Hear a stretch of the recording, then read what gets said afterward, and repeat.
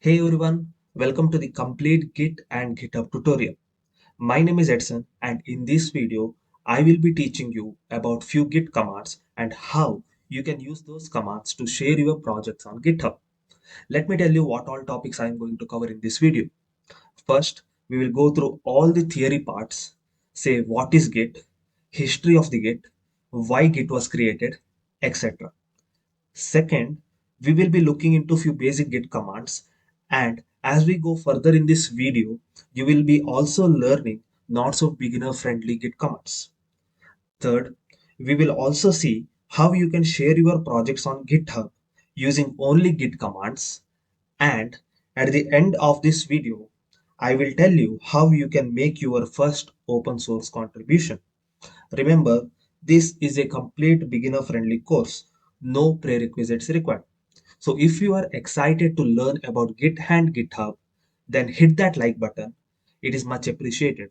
Saying that, let's jump right into the course. Let us first understand what is version control and why you should care. Version control is a system that records changes to a file or set of files over a time so that you can recall a specific version later. In simple words, say you have three files A, B, and C in your project. Now this becomes the first version of your project. Any changes you make in these files and save it, it becomes the next version of your project. The more modifications you make in the file, the more versions of your project will be created. Now, what is the role of the version control systems in this situation? The version control systems allows you to recover or revert the selected files back to the previous state or revert the entire project to the previous state. Using the version control system also generally means that if you screw up things or lose files, you can easily recover those. Speaking about version control systems, there are mainly two types: centralized version control systems and distributed version control systems. So, even before centralized version control system and distributed version control systems were introduced, we had something called as the local version control systems, and the very popular tool among them was the RCS, which stands for the revision control systems. The revision control systems worked similar to what we had explained before. It allowed the people to recover or revert the selected files of the back to a previous state or revert the entire project back to the previous state. But the main problem that the people faced was that the developers around the world could not contribute to that particular project since since it was in the local system. The developers could not contribute to it. The major issue that the people encountered is that they need to collaborate with the developers on the other systems. So to deal with this problem, the centralized version control systems were introduced. So as you can see in the diagram, the centralized version control system will consist of a shared repository. Repository stands for a project folder. You can call it as also a project folder. Folder will be shared, and the n number of developers can come and contribute to that project. The main disadvantage of the centralized version control system is that the developers could not save the shared repository, the copy of the shared repository in their local system. How this is a problem? If a server goes down for say for 1 hour, then no developers can contribute to that project during that particular hour, which will be a huge loss if we are thinking about a $1 billion company. So in order to overcome this problem, a distributed version control systems were introduced. So what happens in the distributed version control system is that a developer can save a copy of the shared repository in his local project. One cannot directly make changes in the main project. He has whatever the changes has to be made must be made in the copy of that particular project. Once all the changes has been made, then the developer can share the changes with the main project, and if the changes made satisfies the conditions or the terms and conditions, then it will be merged with the main project. As you can see in the diagram, the changes made in the computer A, once it is saved in the main project, those changes will be visible to computer B also. Okay, I believe now you have successfully downloaded the Git application. To check if it is successfully installed, just pass the Git command. Just open your Git bash and pass the command Git. Enter. If you find uh, this lengthy output, then it simply says that Git application has been successfully installed. Okay. Now I will explain you what is going on my screen here. On my left hand side, I have my Git bash opened, and on the right hand side, I have my desktop folder. Now to check what are the files that are present in my desktop folder, I can just pass the command ls. ls simply says the git to list all the files that are present in my desktop folder. It shows no output, which means that the desktop folder is empty. And it is true, as you can see here, the folder is empty. Now let us create a folder inside the desktop folder. Command for that is make directory. Let's pass a folder name. Let's keep it as project itself. Okay. Now the project folder has been created. Let's get inside this project folder. The command for that is cd project. Cd change directory. Now it looks something like this. In order to save the history of this project folder, we need to add or we need to create a special folder inside this project folder. That special folder is called as .git. Okay, so in order to create this .git file, there is a command for that, git initialize. It says initialized empty git repository, which says that uh, a folder named git has been created inside the project folder. Now any changes made inside this project folder, git will pick it up. It can be a slight or a small amount of changes. The git will store the history of this project folder. Now, just now I said initialized a empty Git repository. I said that a Git folder has been created inside the project folder, but it's not visible here. That is because the Git is a hidden folder, and in order to view the hidden folder, there is a command for that, ls minus a. Minus a simply tells that show all the files that are hidden. If I press enter, it will show me .git.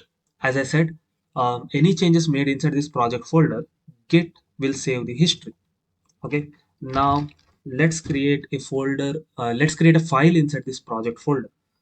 A command for that is touch file name. Enter. A names.txt file has been created. Okay. Now if I run the git status command, you can see names.txt file has been highlighted in red and it says untracked file, which tells that the history of names.txt file has not been saved by the Git folder. How to make the Git folder save the history of names.txt file?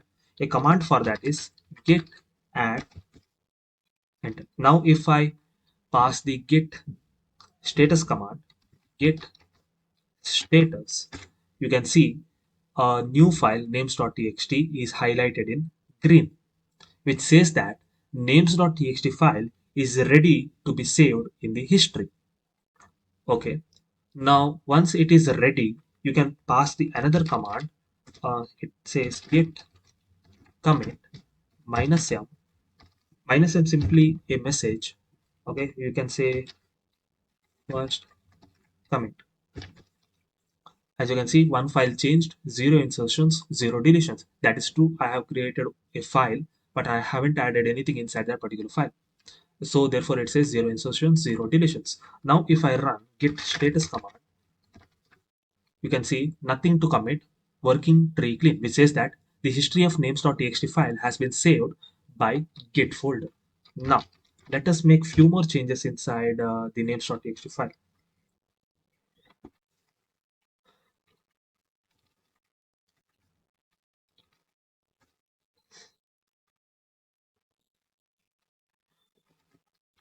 Now, let's get inside the names.txt file. Yeah, names. Okay. Now I am inside the names.txt file. Let's add something inside this.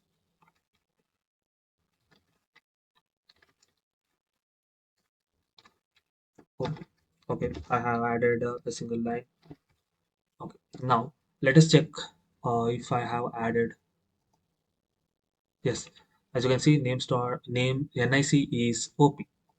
Okay, it's been added. You can instead of double clicking it and viewing what we have added inside this, we can just pass the command cat names.txt. So the cat command basically shows all the data that are present inside the names.txt file. So if I press enter right now, as you can see, nic is op. Now if I run the git status command, as you can see, modified names.txt file. This nic is op. The changes that I made inside the names.txt file now is not being saved in the history. Let's save it in the history. Uh, so git add, okay, git commit -n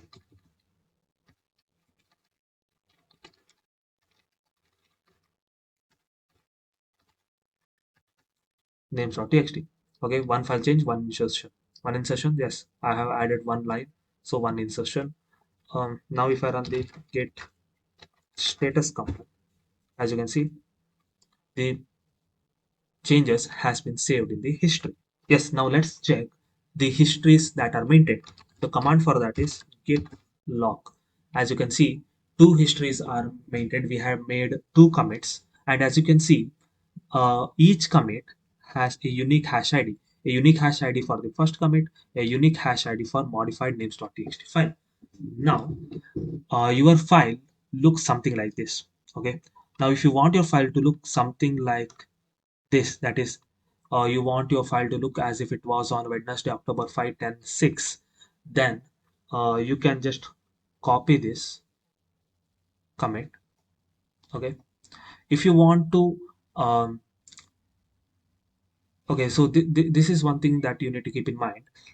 If you want your file to look as if it was on, Wednesday, October 5, 10, 6 a.m., then you need to copy that particular hash ID. So once you have copied that, just pass git reset, okay, git reset paste.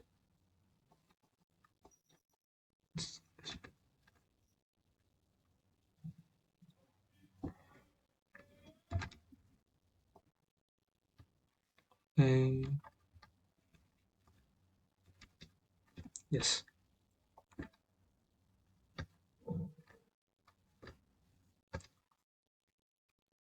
Now if I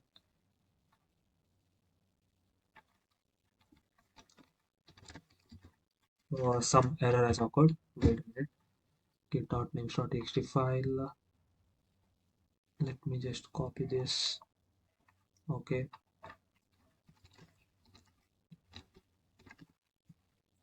git reset. Okay, now as you can see, now your file looks as if it was on here Wednesday, October 5, 10, 6 a.m. How do I know that? So let's run the git log command. Okay, let's, as you can see, your file looks as if it was on Wednesday, October 5th, 10, 6 a.m. Now, where is that modified names.txt file? Now it is in the unstaged area. Git status. As you can see, it's in the unstaged area right now. Let's say you do not want this file to be added in this names.txt file, and you also do not want to delete this names.txt file. Then what can you do is you can store it in the stashing area. So to store the modified names.txt file in the stashing area, you can just pass the command git add. Okay, if I run git status again, okay, it is in the staging area right now. I can say git stash, enter. Now if I run git status command, nothing to commit, working tree clean, which says that now the modified names.txt file is in the stashing area. Now just now we have passed a git status command. It says nothing to clean. So how we can say that it is truly in the stashing area? So we can just pass the command git stash.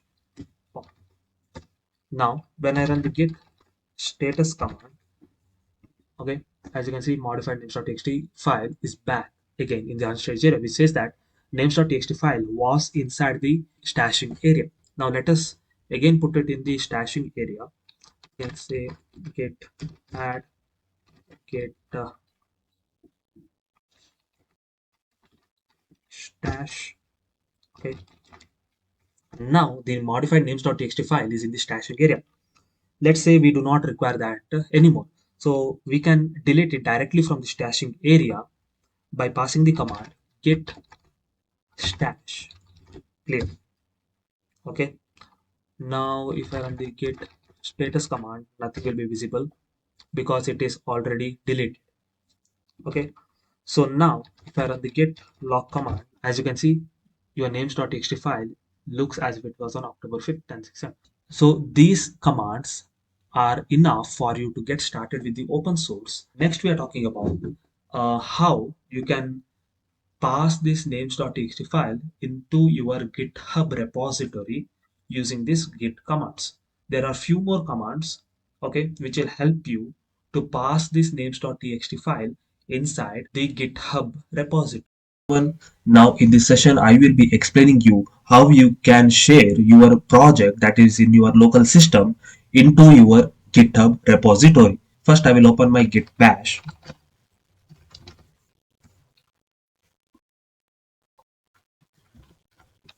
Let me go to my desktop folder. Okay.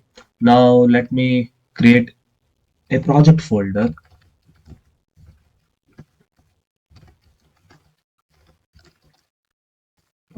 Let me add some files inside it.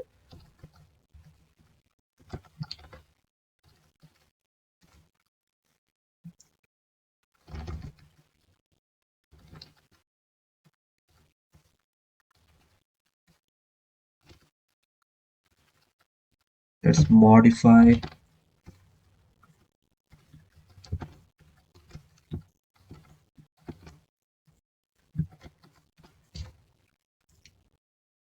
Okay. So I have created my project folder. I have added few files into that. Now what I will do is I will initialize a git folder inside this my project folder. So the command for that, as you all know, it's git init initialize the empty git repository. If I give ls, it won't display because it is a hidden folder. So in order to display the hidden folder, you just need to pass the command ls -a. This was all explained before. Okay, so once the git repository is initialized, what you need to do is you just pass the git status command to check if the files present in the my project folder are in the staging area or not. As you can see over here, names.txt is highlighted in the red color, which means that it is not in the staging area. Now let's add the names.txt file into the staging area. So let's pass the command the git add period, and yeah, that's that. Ignore the warning. Some of you might not get the warning I'm getting over here. So it just says that some replace file. Ignore it. So now let's commit that. No. Now let's check the status of the folder or the file. Git status. As you can see, it is highlighted in the green color, which says that names.txt file is now ready to be stored in the history. So let's pass the command git commit. -m basically represents the message. I'll just pass first commit, enter. Okay, one file changed, one insertions made. Now from here it gets very important. Now let me tell you how you can pass this names.txt or add this names.txt file into your GitHub repository. First, go to your GitHub. So once you are in the dashboard, it will look something like this. Click on the new button. Now add the repository name. Let me say demo.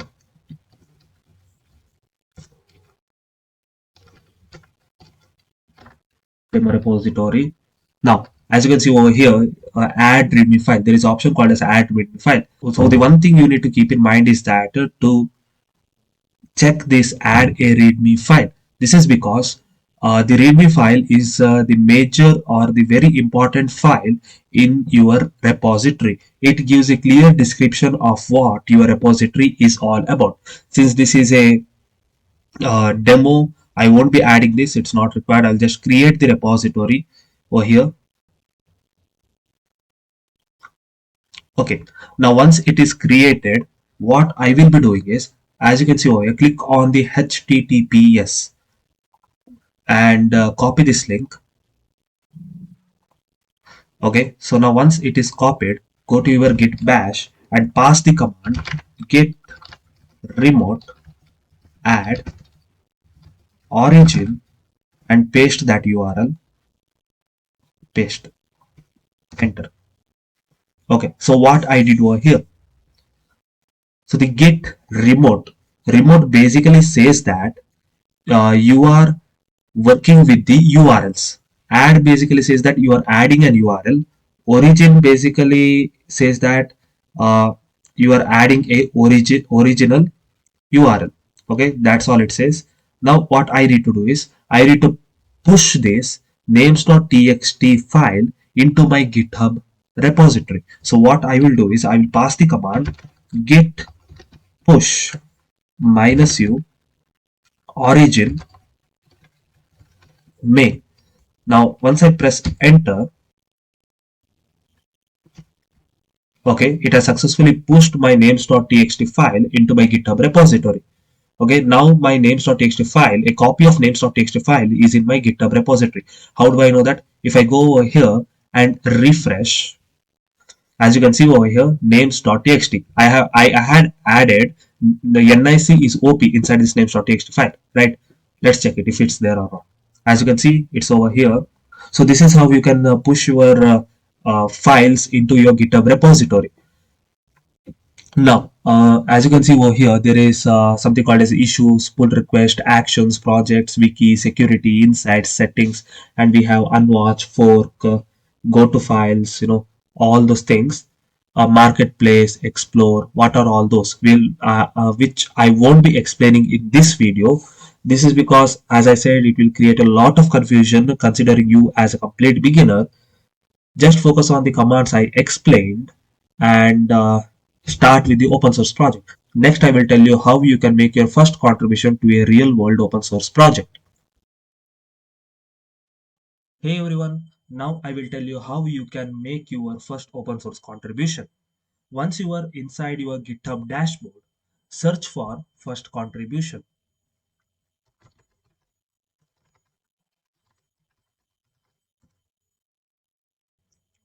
Now click on the first link that says help beginners to contribute to the open source project. So once you are inside the project, a lot of things are going on over here. You have multiple folders. There is a license, code of conduct, stars, watching folks. Do not worry anything about that. Just scroll down to the README file. Here, a clear instructions are given how you can make your first open source contribution. Follow these steps. I will not explain you how to contribute to this particular project. I want you to go through this README file and follow all the steps given here. So once you have followed all the steps, you will end up contributing to the first real world open source project. The reason why I want you to go through this file is because instead of me telling you, if you go through this file, you will understand clearly what you are doing, because all the steps given over here are used in all the open source projects. All these commands will remain the same, only the few changes has to be made, rest all the things remains the same. Therefore I want you to go through this file and do your first open source contribution.